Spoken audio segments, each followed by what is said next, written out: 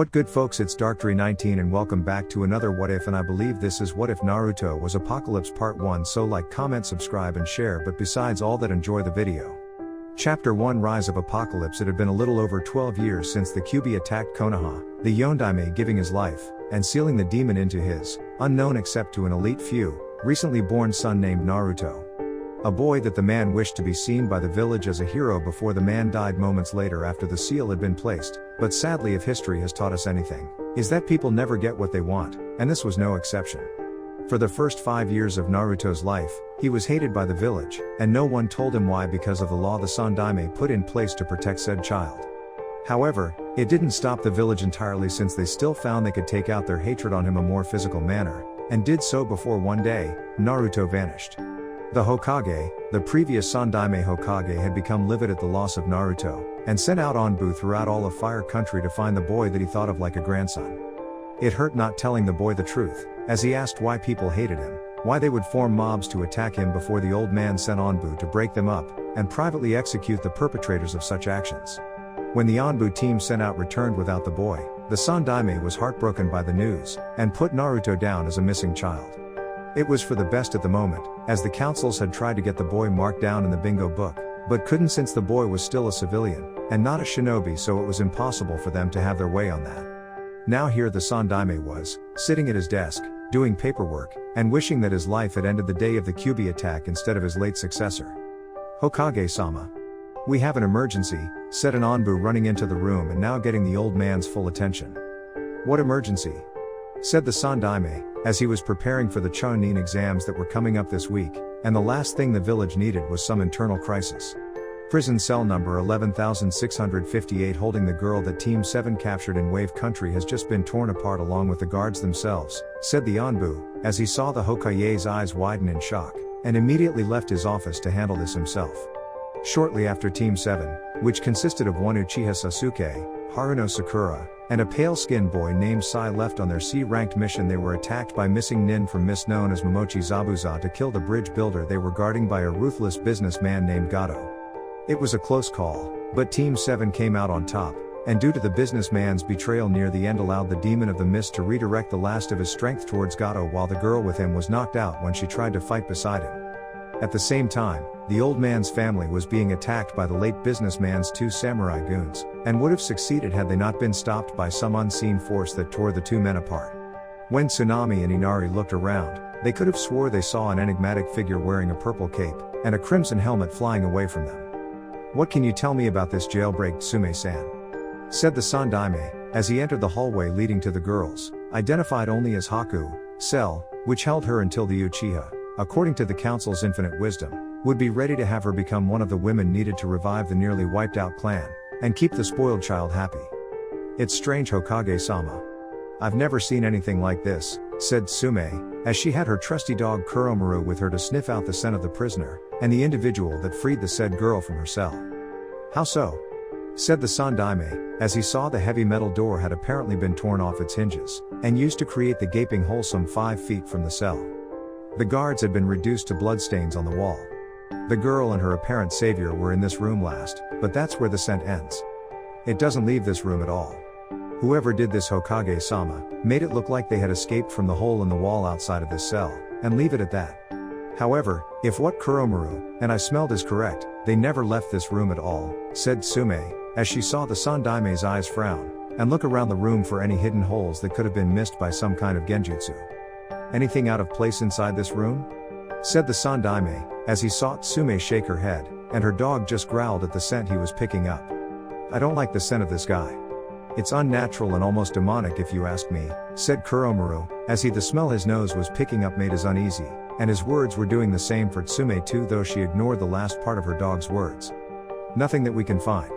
The only thing that makes sense would be that the man that freed the girl used some kind of teleportation jutsu, but even that is impossible because the only one with that kind of jutsu was said Tsume, as she saw the elderly Cage wince, and she held her tongue to stop from making it worse.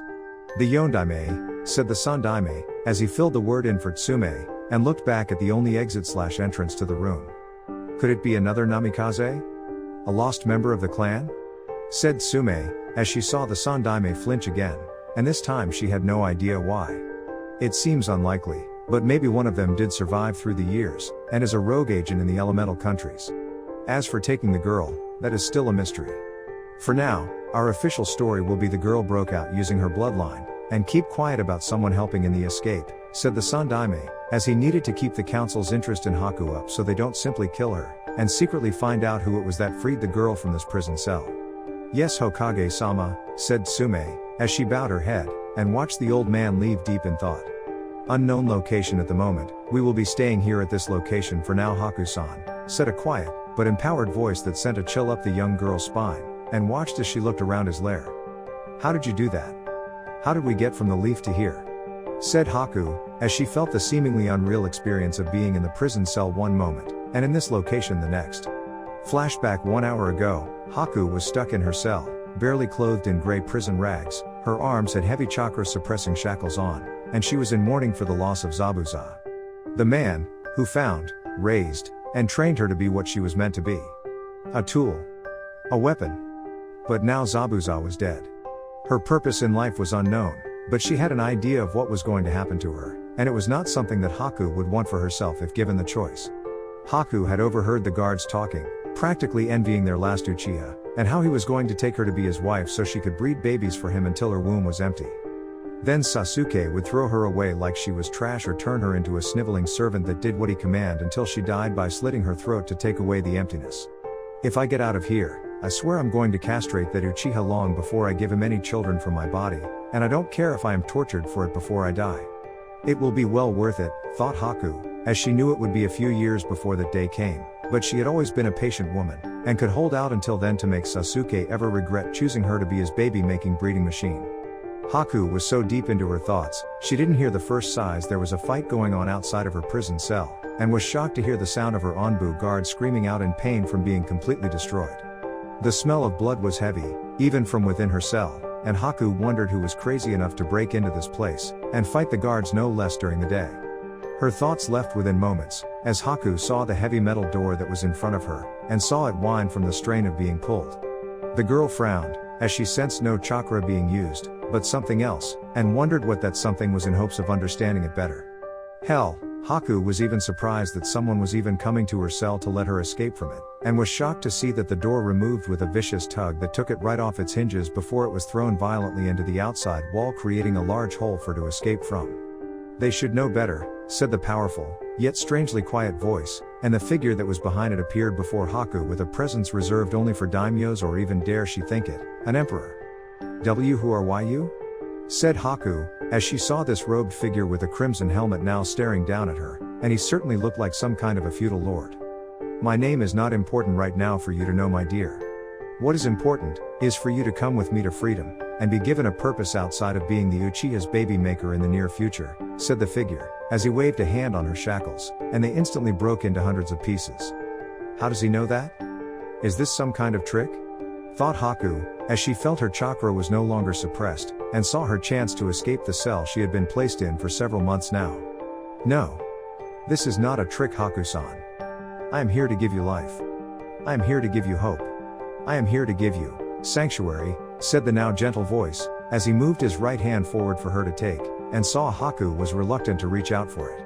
I will take it if you tell me your name, said Haku, as she expected him to retract his hand, and leave before sealing her up again using whatever power he used originally to free her.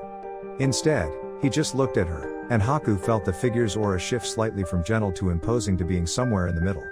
I go by several names, Haku-san, but if I am to go by a name in which to go by during your time with me, then you can call by the name, Apocalypse, said the figure, as he saw Haku look at him in fear since that name wasn't exactly inviting, and saying I am your friend. Please trust me written all over it. However, the alternative of staying here in this prison wasn't exactly friendly either, and at least outside of this cell Haku would be given a purpose other than breeding children. Then I accept your invitation to sanctuary, Apocalypse-sama, said Haku, as she took his hand, and instantly felt a surge of something run through her body.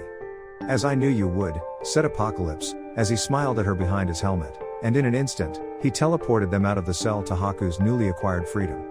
End flashback, my little secret that I will answer soon enough. For now, you must rest, and regain your lost strength.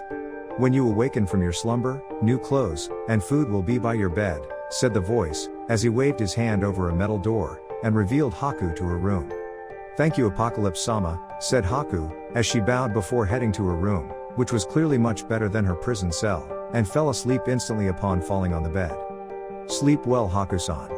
Soon you will need your strength to train and I will not go easy on you," thought Apocalypse, as he walked towards his room, removed his clothes, and slept peacefully for once without the need to fear someone was going to kill him in his sleep. "Konoha Tower the next day, she escaped?" said Homura, as he looked at his former teammate in shock, and the Hokage nodded, seeing the council shocked by this, while some of the clan heads were still secretly happy the girl escaped, since they felt the girl shouldn't be used just for the Uchiha's amusement. "Yes. From what we gathered, one of the guards entered Haku's cell, though for whatever reason is unknown, and in some form of rage was able to kill both guards before using her cell door to make a wall in the corridor to escape outside," said the Sandaime, as he lied for the most part about the girl's escape, since telling them that some unknown figure had helped would only make them all paranoid with the upcoming Chunin exams. "Such strength for a weakened girl. She will make a fine wife for the Uchiha once she is captured and re-educated into learning her place in being the obedient wife for the boy," said a civilian councilman, as he saw this girl as someone the Uchiha would want, since the boy liked only the most powerful of girls, and this one would definitely be of interest. "Which is why the shinobi that find her should be ordered to bring the girl back alive and untouched so the Uchiha can take her when he's ready," said Danzo, with many in agreement with him, and the Hokage let out a small sigh. "Naruto, are you still alive? And if so, do you know the truth about your family?" thought the Sandaime, as he closed his eyes, and tried to block out the young boy responsible for stopping the kidnapping of Hyuga Hinata when she was 3 years old. How the old Sarutobi remembered that night oh so well, and not just because of the Kumo ambassador kidnapping Hinata, but rather Naruto secretly being the one to save the girl, and be the secret hero behind the event. The man almost got away when Naruto, who was kicked out of the orphanage for talking back to the lady running it, saw the figure of the Kumo ambassador running off with a large bag over his shoulder, and tackled the man to the ground before flaring his chakra to alert any Hyuga still awake.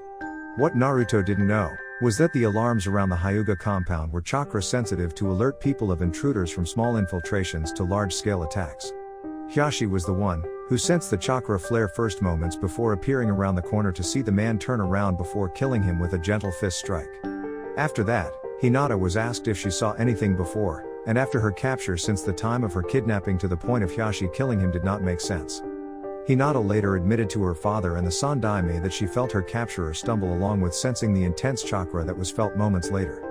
Hiashi then spoke to the Hokage privately and informed the Sandaime he felt Naruto's chakra signature, which stopped the alarms in the Hyuga compound. The Sandaime went to question Naruto, but the boy simply shrugged and quietly denied it, though the old Hokage knew better. Which was why he kept one of his more loyal Naruto watchers within the Anbu on the boy, and reported back what he learned from Naruto's time in the orphanage. Needless to say, the lady running the place was never seen again shortly after the report, and Naruto's life improved for the better after that, while living there for a time. But that was regrettably in the past, and the present currently demanded the Hokage's full attention. Forest of Death's second part of the exam, Anko struggled to hold herself up against the tree, as her former sensei and traitor to the leaf looked on with a sick smile of satisfaction. While a failure in his eyes, Anko knew that Orochimaru was a man that took pride in any student he had, and she was a handful of them that had survived what he gave her that killed many when given to them. Of course, such things were hardly a blessing when it came to the leaf, and how they felt about students of traitors to the village, regardless if the student was also a victim just like everyone else. She got the occasional death threats, letters to just end her pathetic life, and several failed attempts of personal justice from various people in the leaf. Didn't matter though, as her loyalty was to the Hokage, and he had yet to do something that would challenge her trust in him. "Don't look so surprised, Anko-chan. I am your sensei after all. Everything you know, I know, and can do so much better," said Orochimaru, as he had his sword on his tongue in a mocking manner, and was about to use it to end his former student's life. It would have happened had Anko not been saved by two simple actions beyond her control. 1. A figure appeared out of nowhere in a crimson-like flash with 3 metal blades coming out of his knuckles, and locked Orochimaru's glowing blade between them. 2 was another set of blades from the other hand that sliced off the Sanin's tongue. The figure freed the sword from the slimy remains of Orochimaru's tongue before looking the blade over in admiration. "Interesting blade. I think I'll keep it," said the figure, as the blades in his hands retracted back into his knuckles, and saw the Sanin glare at him hatefully while clutching his now bloody mouth. "Who are you? What business do you have in interfering with my affairs?" said an angry Orochimaru while analyzing this foe before him and saw that he was not part of the leaf if from what Anko's surprised face any indication.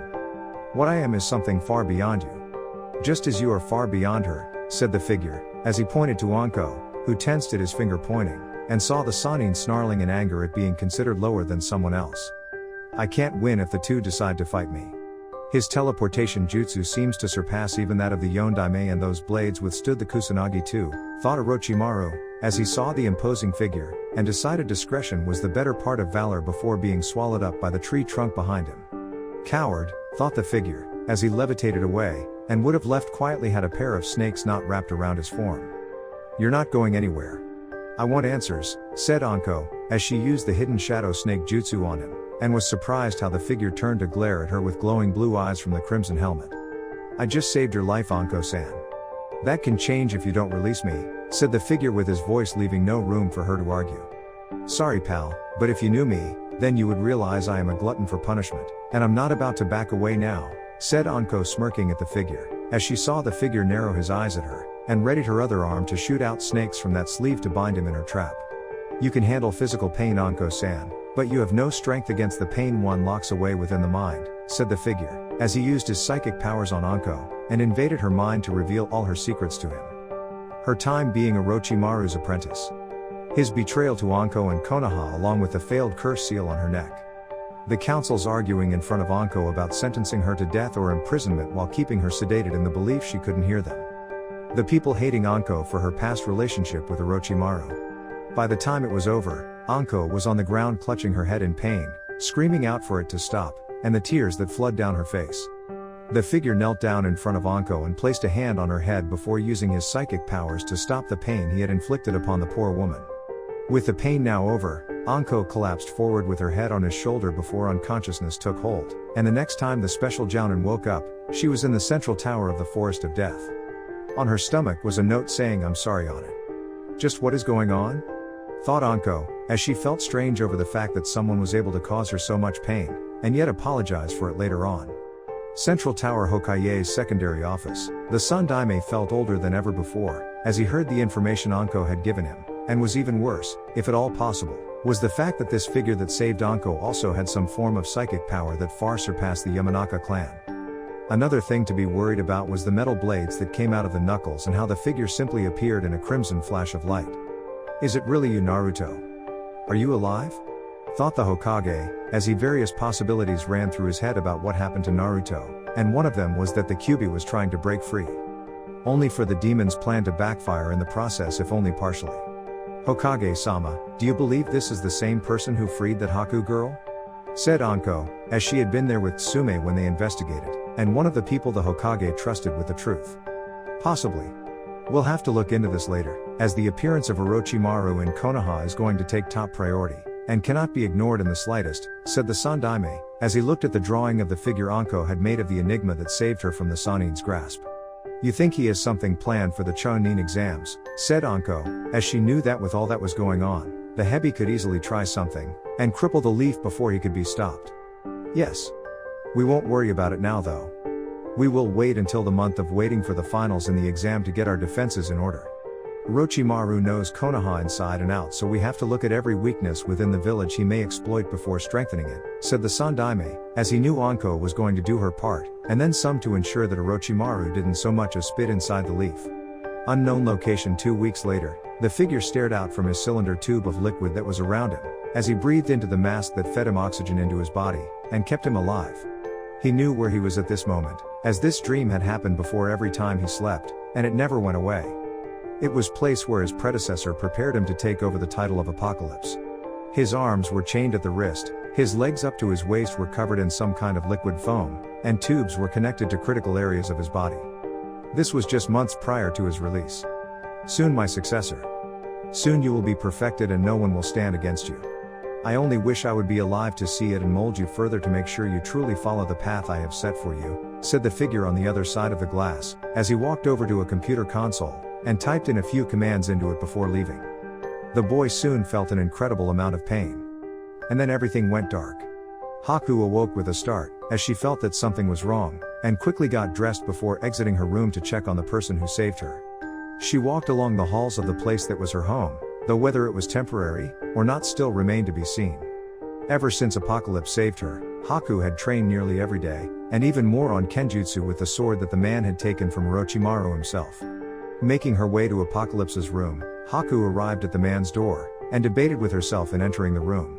She didn't know if even getting this close to him was even allowed, but Haku knew that if she didn't help him, then she would have no way to repay him for freeing her from that prison. She was relieved when the door opened to reveal the young man that revealed himself to her and immediately bowed her head in submission to his presence. He looked at Haku before using his telepathy to find out that she was picking up on his dreams unknowingly thanks to his psychic powers that he still needed better control over. "Is there something wrong, Haku-san?"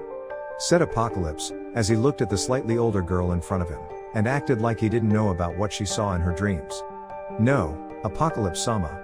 I was just," said Haku, as she wished to tell him some form of lie, but it just wasn't in her to do so, and the fact that he could read her mind like a book also stopped whatever she wished to say since he would know if it was a lie. "You are troubled by the dream you had," said Apocalypse, as he saw Haku look down in shame at not speaking truthfully from the start, and hoped her death would be quick. Instead, the mysterious figure chuckled, and patted Haku on the head before commanding the girl to follow him. "You are not upset, Apocalypse-sama?" said Haku, as she followed him to a large circular room where there was a chair, a computer system more advanced than anything she had ever seen before, and a weird helmet device different from the crimson one he wore. "No. The fault lies squarely on my shoulders. My psychic powers are still in the need of being controlled properly without projecting them upon the person closest to me. In a few years, I will have full control over my powers, and will be unstoppable. My predecessor had intended for me to awaken by that point, but he miscalculated on the fact that there was something in my body that would cause me to awaken early, and while I will gladly take up the title of Apocalypse, I will seek to do things my own way," said Apocalypse, as he removed his crimson helmet after sitting down, and revealed spiky blonde with red striped hair with incredible blue slitted eyes that glowed with intense power behind them. "What was the miscalculation?" said Haku, as she realized her savior was not an adult, but a boy a few years younger than her, and yet that made little difference in her mind. "The QB sealed inside of me. The demon fox that attacked Konoha a little over 12 years ago one night on October 10th, which also happens to be my birthday, and the day that I hate above all others," said the boy, as he put the second helmet on his head, and smiled at seeing a map of the elemental countries pop up with various red spots filling certain areas on the map. "You are what people call a demon vessel or human sacrifices used to seal up demons," said Haku, as she knew from what Zabuza told her how lucky she was not being one of them since they get the real short end of the stick with people hating them every single day of their life, and are attacked at a young age every so often in order to keep them from ever thinking they could turn on the village. "Yes. I can tell you don't hate me for what I hold, as you can understand how unfair it is to be hated for something that wasn't your fault, and will still follow me. However, I still need more people to rally behind me, and for that to happen I must seek out those that have been placed in a living hell like us," said the boy, as he focused on demon vessels like himself, and found them scattered through the elemental countries. "Who do you have in mind, Apocalypse-sama?" said Haku, as she saw the screen, and wondered what all this meant for her. "My fellow kin, who were used as sacrifices, and hated like I was. We will come together along with others that were hated like you were, Haku-san, and create a sanctuary where we can all be happy together. My predecessor may have wanted me to wipe out the world so I could rule over the elemental countries, but that is not how I see things, and I have my own plans for those that wronged us," said the young Apocalypse, as he sensed one of his kin in Konoha already, 2 more in Kumo, 2 in Iwa, 2 in Mist, and the last one in the hidden waterfall village. "What was your name before you took your predecessors?" said Haku, as she instantly kicked herself mentally, and told herself it was none of her business. "Naruto. My name was Namikaze Naruto, the son of the Yondaime. The very man, who sealed the QB inside of my body, and condemned me to suffering," said Apocalypse, as he scowled at the information that his predecessor put into his mind during the years being turned into what he was now. His own father sealed the fox inside of him? Thought Haku in shock, as she looked on at the boy in the chair before looking at the large screen showing various bloodline limit-based clans, and saw there was quite a large number scattered throughout the elemental countries. "The first thing we need to do is crash the Chunin exam finals that will take place in 2 weeks' time. Apparently, the Uchiha is fighting Shukaku's vessel, and there is going to be a big invasion being planned. In that time, we're going to crash not only the exams, but the invasion as well, and we're going to let everyone within the elemental countries know of our existence," said the Namikaze, as he smiled deviously the screen knowing how to put this to his advantage, and really sock it to the various hidden villages. Can we really do that with just the two of us, Apocalypse-sama? Said Haku, as she saw the boy remove the helmet, and look at her dead in the eyes with his intense blue ones. Yes, we can, Haku-san. Believe me when I say we can. All we need to do is leave breadcrumbs for the leaf to follow where we want them to follow, and when the time is just right, said Naruto, as he smiled, and saw Haku's eyes widen in realization at what he had planned. You're going to help them prepare for the invasion by leaving clues, said Haku, as she saw his smile increase, and he rose from his seat, now hovering in front of her with his crimson helmet back on. Yes.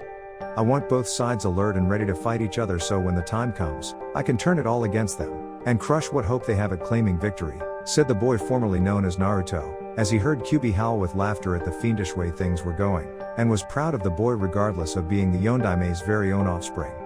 I will double my training then, said Haku, as she was not about to let the Namikaze down, and would prove he was right to free her from that prison cell. Glad to hear it, Haku. Now I need to go pay a visit to a certain someone within Konoha's hospital. Someone, who I haven't seen in a long time, said the Namikaze boy before he vanished in a crimson flash that left only a small amount of smoke. Konoha Hospital. Hinata sat in her bed in a resting upright position with a sad look on her face, as she felt so weak and helpless while recalling how she lost to Neji in the preliminaries. She had fought her cousin in a toe-to-toe fight of gentle fist and lost painfully to him.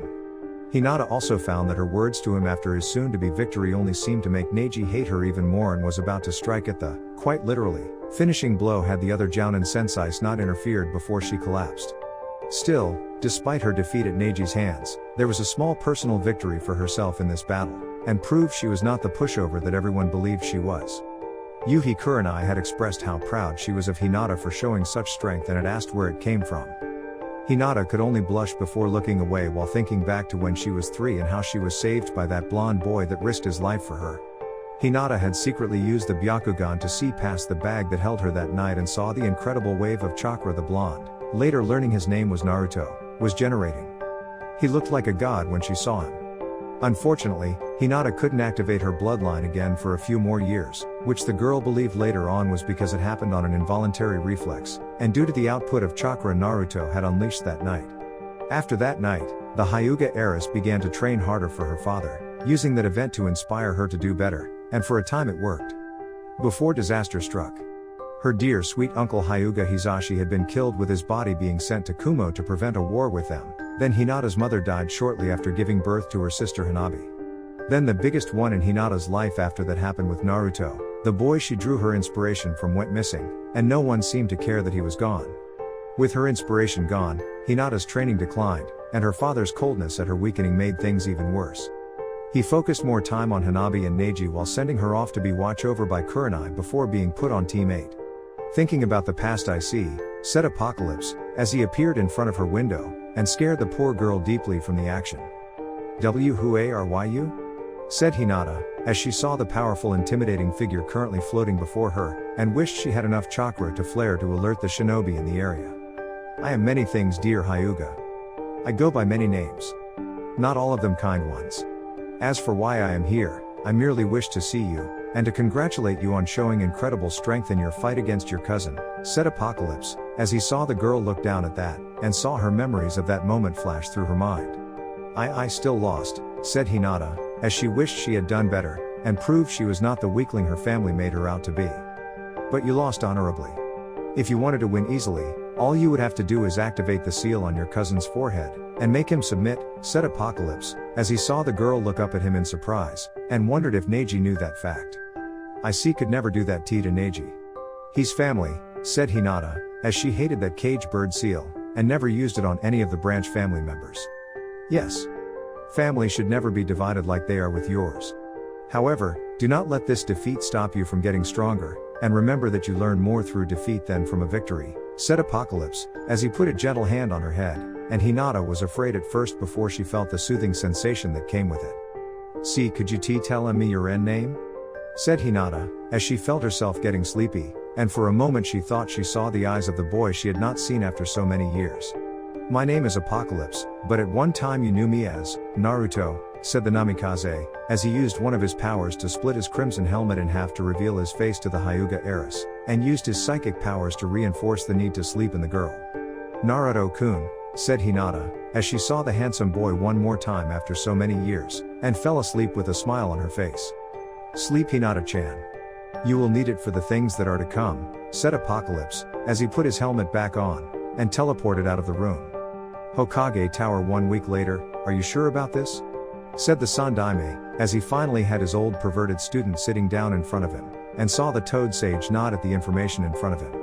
After Naruto went missing, I assumed it had something to do with the organization I told you about, and began looking into that in case we were right. I'm actually kind of glad we weren't, since my contacts tell me that Akatsuki took the news pretty bad, and are trying to find the boy too, said Jiraiya, as he had felt guilty for leaving his godson in the Leaf Village, and not helping him when the boy needed it. I want you to keep searching for him after the Chunin exams are over. If one of the other villages manage to get a hold of Naruto, they will either turn him into a weapon, or wait until he's old enough to sire a child to claim the inheritance that his father left, said the Sandaime, as he saw Jiraiya nod, and scowl at the same time. What the hell were you thinking when you let the councils push you around? To deny Naruto his father's inheritance? His mother's too. What possessed you to take away all the boy should have and let the people hate Naruto so much? Said Jiraiya, as he saw the old Hokage wince at those questions, and knew the old man's heart was not in this job. I thought at the time, it was in the best interest of Naruto, and hoped the masses would be able to calm themselves after a short time, said Sarutobi, as he saw Jiraiya look at him like he was an idiot, and the old Hokage could only look away. Did you tell yourself that when Naruto was on the receiving end of their hatred, of their attacks, and all the other abuse they threw his way?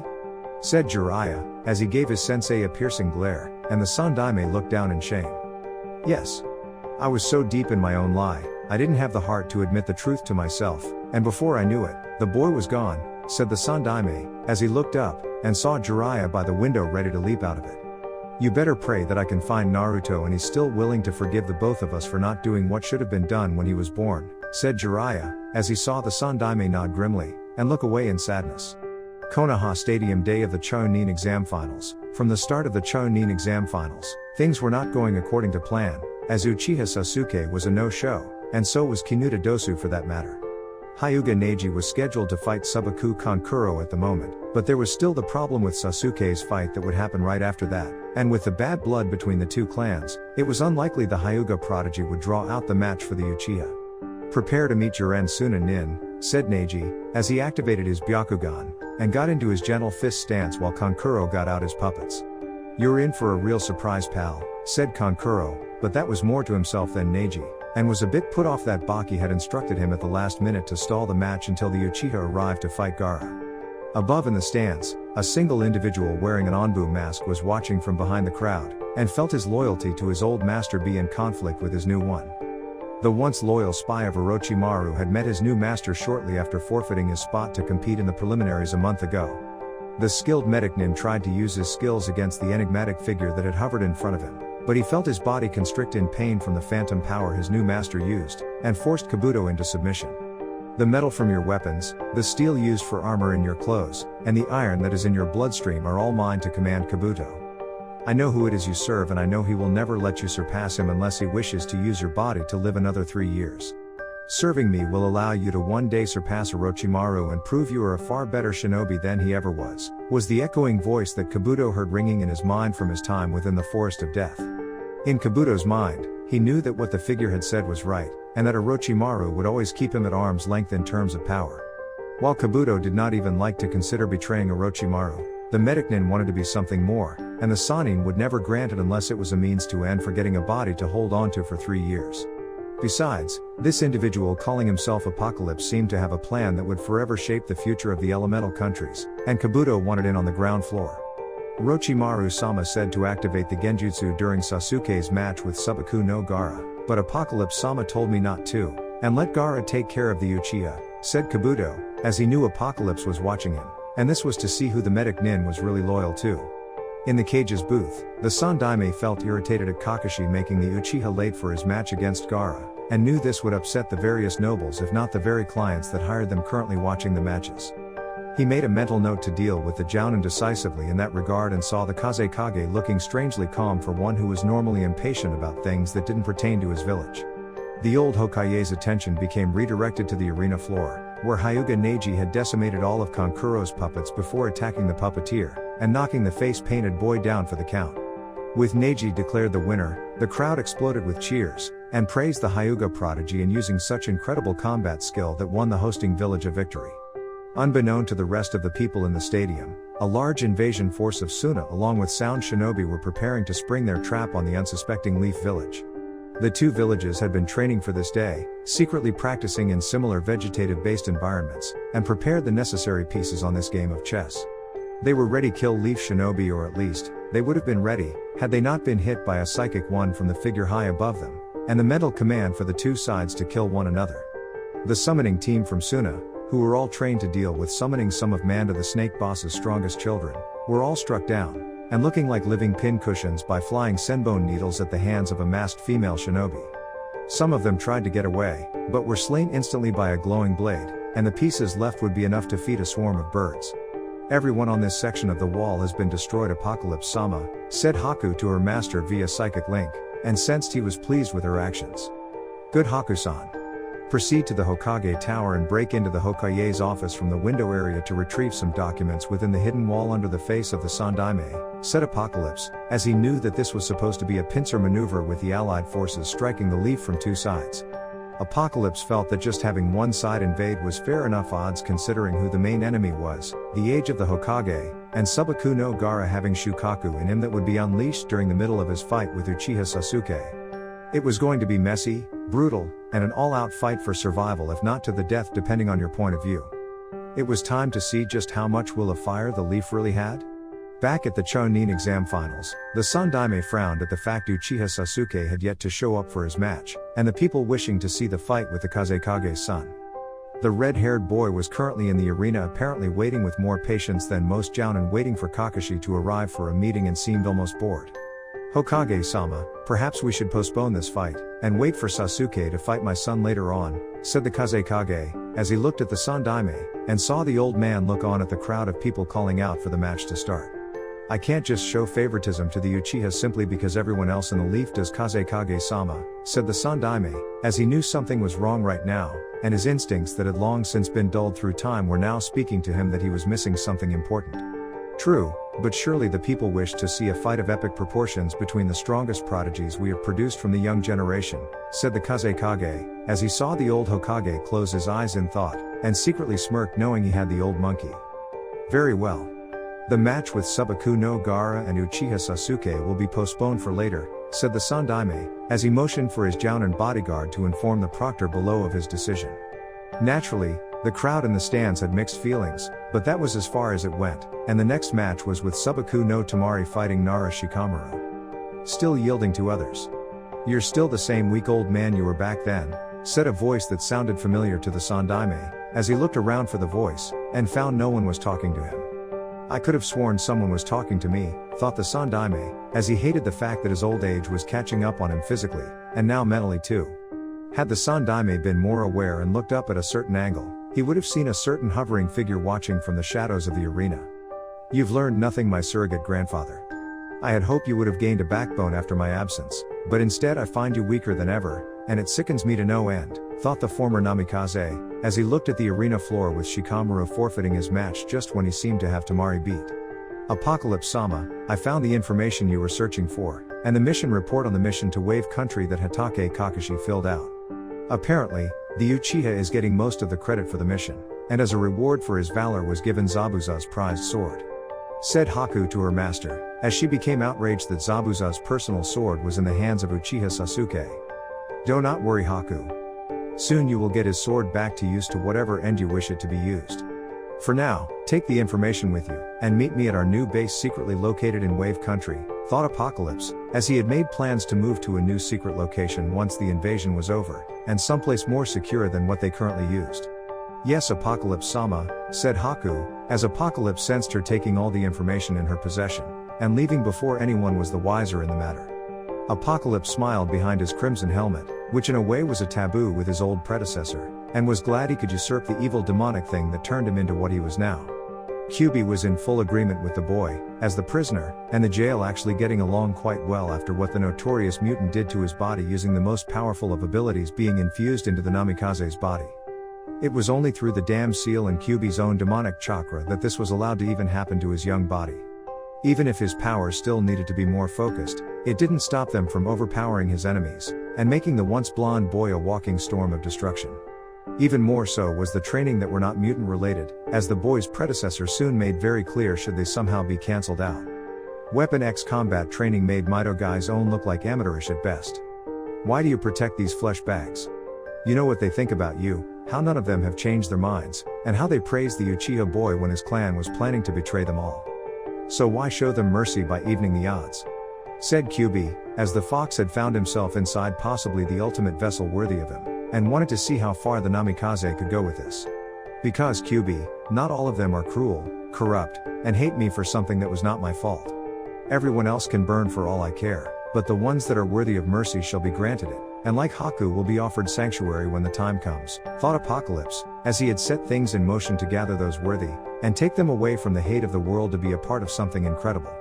QB nodded at this, not wanting to say more since it wasn't necessary, and wanted to see if the Namikaze would involve himself in the invasion of the leaf. Winner, Aburame Shino, said the Proctor Shiranui Genma, as Shino had defeated Sai in combat by using his bugs to swarm to the ink using shinobi that was from Danzo's root program. Strangely enough, the people didn't cheer for the Aburame despite the bug user being from the leaf, and Apocalypse sensed it was because the pale-skinned boy was from Sasuke's team. In the crowd's minds regarding Shino, they felt that by defeating Sai, he had somehow defeated of the Uchiha, and was bordering on treasonous against the leaf. It seems I have found another one worthy of sanctuary, thought the Namikaze, as he felt Shino's thoughts on being disliked for his victory simply because Sai was the Uchiha's teammate, and found it to be illogical in that regard. Will Subaku no Gaara and Uchiha Sasuke please come to the arena floor right now, said Genma, as he saw Gaara appear once more on the arena floor looking calm, but if one were to read his inner thoughts you would find he was not, and that Shukaku was itching for a fight. As before, Uchiha Sasuke had yet to show up, and this time the Sandaime was more than displeased with spoiled boy along with his sensei. The only reason the Hokage gave the Uchiha such leniency was because the councils felt the damn boy deserved it in order to keep him loyal to the village. In a way it was ironic that the son of traitors would be loved by the leaf while the son of a hero was hated by those very same people. Naruto, I have failed you, and your father so much, thought Sandaime, as he reflected on the actions of the people of Konoha, and how it upset him that so many people would close their minds off to the truth. Uchiha Sasuke has 2 minutes to enter the arena to fight Subaku no Gaara or else he will forfeit his match, said Genma, who got a lot of booing, and shouting from the people about him being an Uchiha hater. I'm sorry, are we late? Said Kakashi, as he appeared in a dramatic swirl of leaves with Sasuke right beside him all dressed in black, and made all the boys' fangirls drool in delight. Not only are you late, but had the Hokage not delayed the Uchiha's match, he would have been disqualified the boy, and Subaku no Gaara would have won the match, said Genma, as he scowled at the Jounin, who looked sheepish, and the Uchiha didn't seem to really care since he probably thought he could become a Chonin through the whims of the councils. Well, we are here now, and judging by the fact that Gaara is waiting for Sasuke to get ready means he's not disqualified just yet, said Kakashi, as he saw Sasuke stand a few feet away from Gaara with a smirk on his face, and ready for a fight. Ready to lose to an Uchiha? Said Sasuke, as he got into his taijutsu stance similar to Lee's, and the said boy in the stands was shocked to see it along with his sensei. He copied by taijutsu, said Lee, as he looked disheartened by this, and Guy felt the same way while looking at Kakashi heatedly with a glare when the Jounin appeared net to him. Mother really wants your blood, Uchiha. Are you ready to sacrifice yourself to prove my existence to the world? Said Gaara, as he felt ready to strike the boy down with all of his power, and wipe this insignificant speck of life standing in front of him from his person. Subaku no Gaara versus Uchiha Sasuke. Both of you ready? And, begin? Said Genma, as he turned his head to see a figure approaching silently, stealthily, and in a predatory way all in one. The unknown figure had slowly gotten the attention of everyone in the entire arena, with people shouting out for the figure to leave because he was ruining the match, and calling for Shinobi to throw the person out on his ass. In the cage booth, both individuals were looking at the figure with concern since neither expected anyone to interrupt this fight, and wondered what the meaning of this interruption was. Please leave the arena, sir. There is a match about to start, said Genma, as he motioned for the figure to leave, and hoped the man would listen. Instead, Genma was rewarded for his efforts by being thrown back by a psychic attack that sent the man flying 30 feet through the air, and hit the ground skidding an additional 10 feet before stopping. This got the attention of everybody now, as he stood in between both competitors in the arena floor, and looked at both of them before looking directly up at the cage booth, intense glowing eyes. Eyes aimed at the Sandaime. No. It couldn't be. Naruto? Thought the Sandaime, as he rose from his chair, and looked over edge of the cage booth to see the figure with eyes he knew deep down belonged to the boy. But what had happened to him exactly? What had the boy become? Hey! You in the purple robes and the stupid helmet. Get out of the arena now or I will make you, said Sasuke, as he got ready to strike out against the figure while Gaara just scowled at the unknown figure. Run away! Run away, you baka, yelled Shukaku, as he sensed who this was, what this person held, and wanted no part of this fight for once. Shukaku may be crazy, but he wasn't stupid. You are strong. Mother is telling me to flee, but I will do no such thing, and prove I am the stronger of us, said Gaara, as he unleashed his sand upon this third individual, and was going to crush him before going after the Uchiha. His sand, however, stopped short of the strange person by a good 2 feet before falling to the ground like rain, and shocked everyone in the process. Interesting, but useless against an Uchiha, said Sasuke, as he was planning to use this new jutsu on Gaara, but things changed it seemed, and if he could hit this figure where the Kazekage's own child could not, then he would prove to everyone that he was just as good as Itachi. Sasuke, don't use it, said Kakashi, as he saw his student run up a wall, and stay there before thrusting his hand down before activating his Sharingan. Chidori, said Sasuke, as he charged forward with the intent to kill, and grinned with satisfaction at being able to use the jutsu he hoped to one day use on his brother when the chance presented itself. The figure for the most part simply turned slightly to address this situation with an almost bored look if the facial expression behind the crimson helmet was accurate. When Sasuke got close enough, he thrust his hand forward, and his the purple robes of the figure with a smirk on his face. His smirk left him, however, when the Chidori dispelled seconds later, and the lightning behind it seemed to spread around the ineffective figure. The figure looked at the spot where Sasuke's hand currently open palmed on his robe, then back at the Uchiha, as the flash of a blade was seen, and heard before the raven-haired boy cried out in pain at the sudden loss of his right arm at the elbow. You should know that lightning is and magnetism are related to Uchiha Sasuke. As such, your attack has no effect on me, and to even try is insulting, said the figure, as revealed 3 blades now drenched in blood before they went back into the knuckles, and sent a psychic blast at the Uchiha that sent him skidding away. When the figure turned to Gaara, the red-haired boy was now taking several respectful steps back, and bowed slightly in submission. Where is Kabuto with the Genjutsu? Thought the angry Orochimaru hidden under the robes of the Kazekage, and still there was no sign of it. Kill him. He has hurt the Uchiha and shinobi of the Leaf Village, said a member of the civilian council, and the people in the stands were also calling for the stranger's blood with Leaf shinobi surrounding him with weapons drawn. Kabuto, it is now time. Do it, said Apocalypse mentally to his newest subordinate, and the young medic Nin nodded before starting the genjutsu that signaled the start of the invasion. Soon, explosions were heard to the east of the village, and enemy shinobi disguised as harmless spectators came out of the stands attacking everyone in sight. Up in the cage booth, an explosion was heard as well, and a dark purplish prison was created around it to keep Leaf shinobi from interrupting the long-awaited fight between the 2 fighters inside of it. I've waited a long time for this moment, Sarutobi-sensei, said Orochimaru, as he was grinning evilly at the old Hokage, and the old man had removed his robes to reveal his battle uniform. Today, I will do what I should have done years ago, and put an end to your life, said the Sandaime, as he got ready for a fight, and Orochimaru just laughed at him. And my life? You couldn't even protect the Kyuubi brat when he was still in the village. What? You didn't think I wouldn't hear about that? Everyone knows the truth about that day and the years the boy was in the village. You're so pathetic that many would think that killing you would be considered an act of mercy on my part, said Orochimaru, as he saw the old man flinch at that, and it felt good to drive such guilt into his old sensei.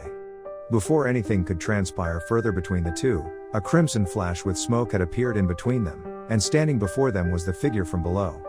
Both cage-level shinobi were surprised that happened, with Orochimaru more than Sarutobi, because the prison that was erected by the Sound Four was supposed to be impenetrable from the outside, and all of his 4 bodyguards were doing what they were trained to do for this moment.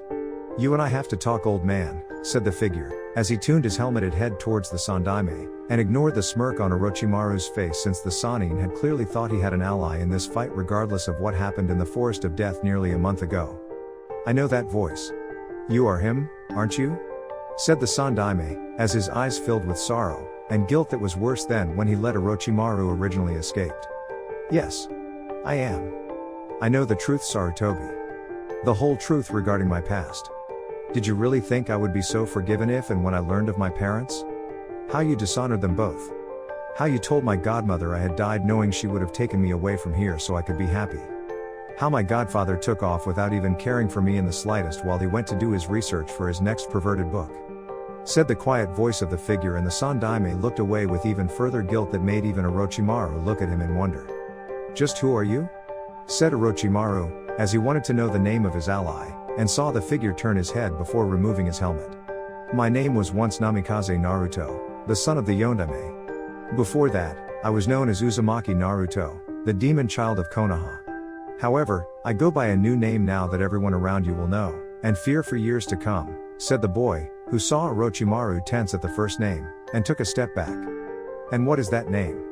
Said the Sandaime, as he felt a surge of dread run through him, and the glare the boy gave him made the feeling grow 10 times over. My name is Apocalypse, said Apocalypse, as he removed his purple cape to reveal his crimson combat armor, and black pants with matching shirt underneath it with steel-toed combat boots. Oh Kami, thought Sandaime, as he felt the power the boy was unleashing, and he was pretty sure everyone else around them could feel it too. And my first official act of vengeance against Konoha is to make all the people that hurt me when I was younger suffer, is to make them all feel my pain, said Apocalypse, as he grinned evilly at the old Hokage, and then at Orochimaru to make the Sannin feel his own bit of worry, since this boy was clearly not an ally against the Sandaime. It was open season on the Leaf, and no one, whether they were friend or foe, were safe.